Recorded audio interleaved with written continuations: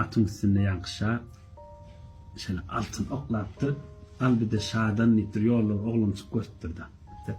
Oğlancığım alıptır iyidine zıngıttır. Omun neymi iyidine zıngıttın deyiptir yankışa. Onunla ecem vurur men nittir men yerden taptın kimin pulunu aldın deyiptir.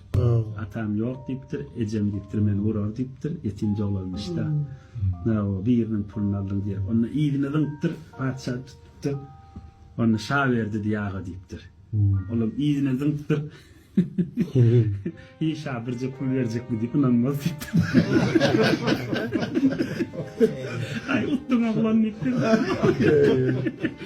Uttum oğlan deyiptir. Halkancı kaptır al şah verdi. İnni oğlu deyiptir da. İnni ecel beni vurma deyiptir.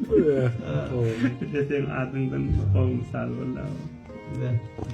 Sonra canım. Bunu evliyalı nimet misal getiriyor.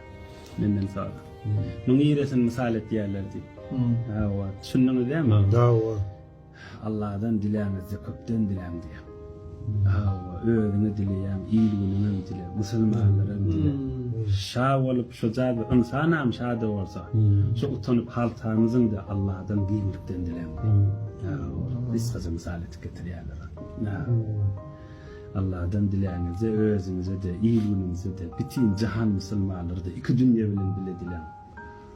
Allah canı hiç vakt kapsına varan yok diler nittir. Yok diyen yağdayında da kıyamada veren boş kaytarmar nittir.